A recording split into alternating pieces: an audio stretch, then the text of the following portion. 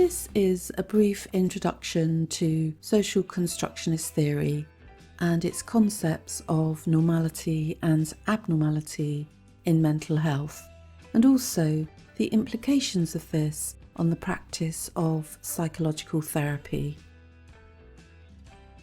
The social constructionist view is that it is only possible to define abnormal with reference to what is supposedly normal. This is because words, like people, only have meaning in relation to one another. We rely on relationships with others or references to the external context that surround us in order to be what we are and arrive at a definition of who we are. A social constructionist framework assumes that abnormal or problematic psychological experience is a product of the interaction between people in the social, cultural, and political context. Importantly, it is not a product of an individual's internal pathology. This is in direct opposition to the medical model of mental health, which has dominated since the 19th century and still dominates today. Language, according to social constructionists, does not simply enable humans to communicate about pre-existing social and psychological meanings, but language actually enables those meanings to be constructed in the first place. The meanings of words themselves are arbitrary and not fixed, and they only have meaning in relation to other words and then only in conversations between people. Therefore, according to social constructionism, we are entirely dependent on other people to accept, validate and sanction our identity, which is co-constructed and socially bestowed in our relationships with others. It is not a predetermined or given internal characteristic. All concepts and definitions, for example, of the individual, of science, or of abnormality are socially assigned social constructions that reduce anxiety for humans by making life feel more predictable and knowable. However, in order to feel powerful and comfortable with our socially sanctioned identity, we need to have had adequate control or an adequate say in its construction. Those with more power will produce meanings and definitions that have more authority, and thus the powerful can use their voices to oppress less powerful others. According to Foucault, power and knowledge are inseparable, and not only does classifying people as abnormal or normal empower one group at the expense of the other, it also bestows a great deal of power on those who have the knowledge and position to define who belongs to which group. These effects of psychological and psychiatric discourse and theory are important in understanding pathologizing concepts like abnormality, which are embedded in power relations about who has the authority to define, speak, be listened to, and be believed. According to social constructionists, inequality, oppression, and the misuse of power are endemic in Western capitalist society and are major factors in why people experience psychological disturbance in the first place. It was in the 19th century that a discourse around mental health first began, and it was the medical profession that gained control over this discourse and subsequent treatment options for the mentally ill. This is how psychological problems became medicalised, and the binary or dichotomy between sick and well found in physical illness was transferred onto mental illness. Even using the term illness to describe people experiencing psychological or emotional difficulties, which we still do today, is a remnant of the medical model's colonisation of this part of people's lives. Often, people who were considered socially unacceptable or disruptive or simply annoying could be diagnosed as mentally ill. In this way, the medical model of psychiatry became a legal method of social control, and as psychiatry was at the time dominated by men, this control was often over women. It was not uncommon for people to be diagnosed with moral insanity and locked in mental institutions for anything that was considered socially unacceptable. For example, being born to parents who are not married. Although we have moved on considerably, there remain practices in mental health care that are dehumanising due to hierarchical, patriarchal and medicalising assumptions where the individual is completely removed from their political and socio-economic context. So instead of the sickness or abnormality being appropriately identified as being a product of society itself, any individual who does not conform is medicalised and labelled as sick or abnormal by professionals representing society who are deemed to be well and normal. Psychological theory has predominantly absorbed this medical model view, causing the social, political and cultural factors that influence the development of psychological disturbance to remain largely hidden and unchallenged in the practice of psychological therapy. The historical role of psychiatrists is to diagnose and prescribe, disempowering patients by labelling them as sick, encouraging them to passively expect cures and have faith in the professional's superior knowledge and expertise.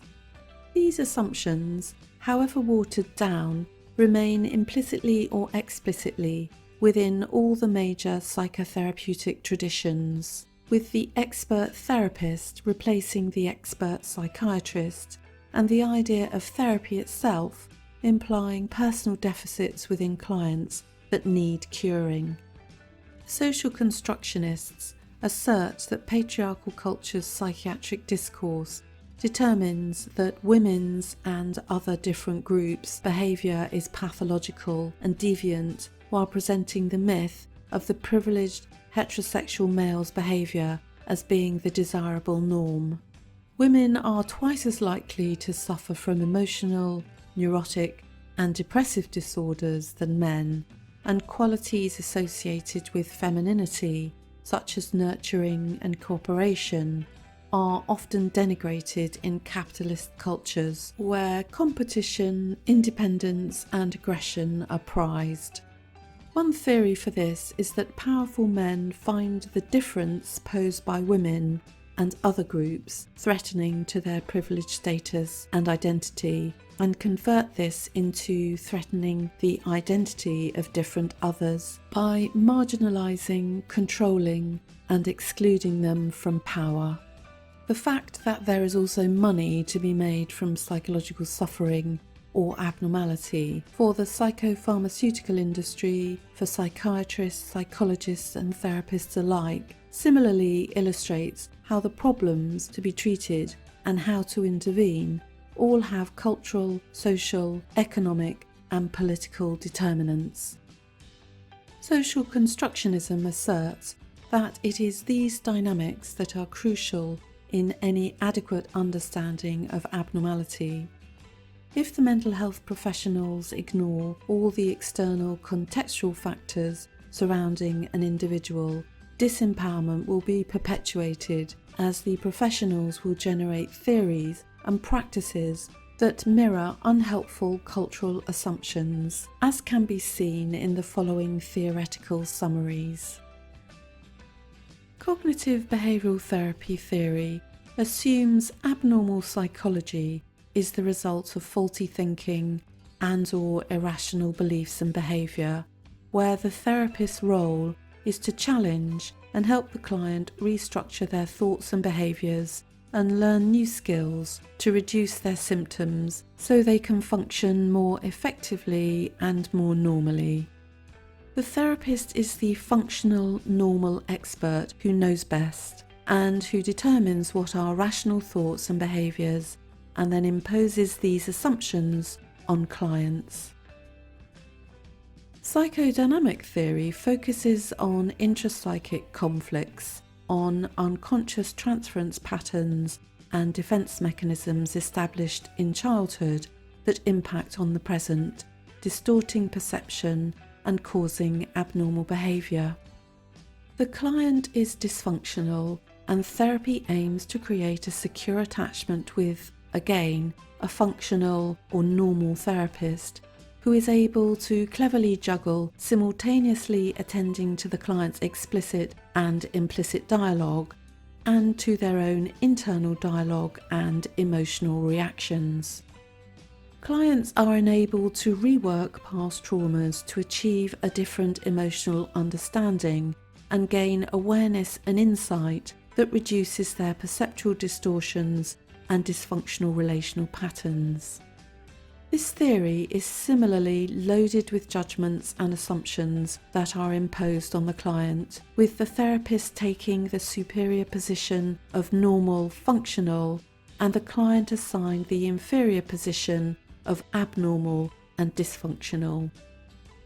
Humanistic theory assumes that movement towards positive growth or self-actualization is a basic human motive, which will be achieved given the right environmental conditions, such as a relationship with a congruent and empathic therapist who can enter the client's frame of reference, showing them unconditional positive regard. Clients are assumed to be in a state of incongruence or functioning at a less than optimal level and in need of a positive influence in their psychological environment in order to change. Again, the therapist takes the position as the positive influence, assigning themselves as congruent, empathic, self-actualizing and functional, and the client as lacking in these qualities.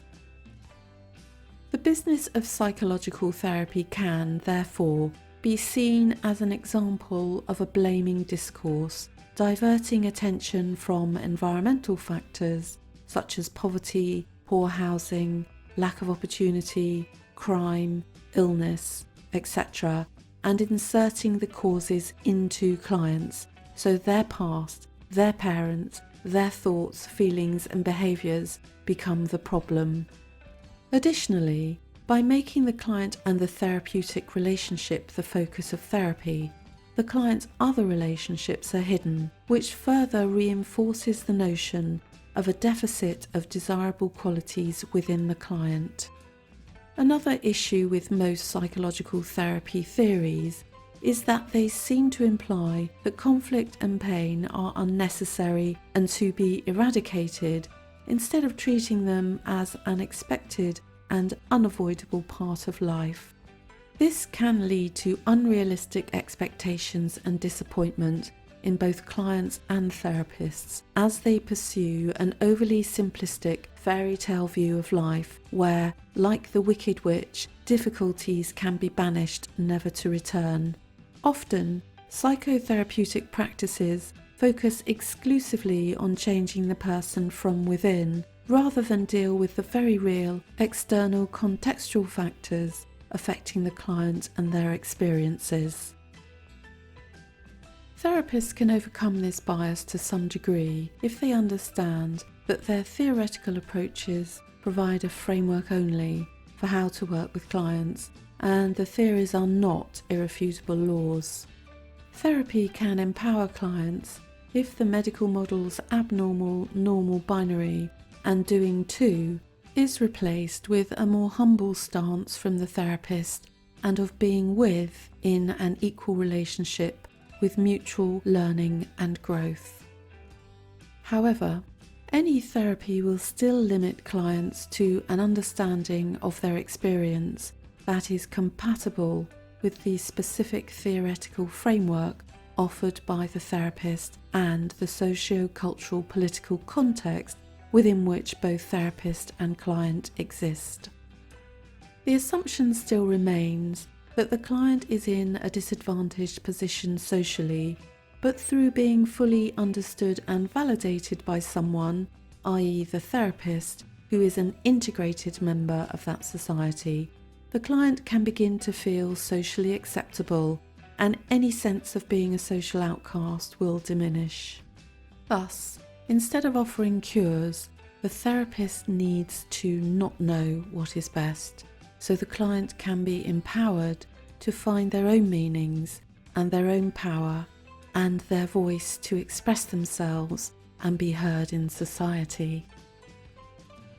In conclusion, however much validity you may choose to give to the social constructionist view of psychological discourse, the theory does have important implications for psychotherapy practice. New meanings and identities that become available to clients during therapy need to be negotiated between client and therapist, so the client can move from being oppressed to finding their own power and their own voice. However, psychological therapists tend to be arbitrarily granted more authority by society than their clients, and so they can still inadvertently use this power to oppress and impose meanings on clients. Reflective practice that understands therapy is a co-constructed relational process where there will always be an element of influencing towards social conformity and interpretation in any intervention will enable therapists to limit the imposition of their authoritative voice and meanings and empower clients to find their own voice, construct their own meanings, and become their own authority. Mental health practitioners of all kinds do not have magical powers that give them greater knowledge, understanding, and insight into existence. They are, like everyone else, flawed human beings and must examine their motives and assumptions in order to work with clients in ways that empower rather than disempower them. If you are interested in finding out more about social constructionism and psychotherapy, I have included a list of recommended reading for you.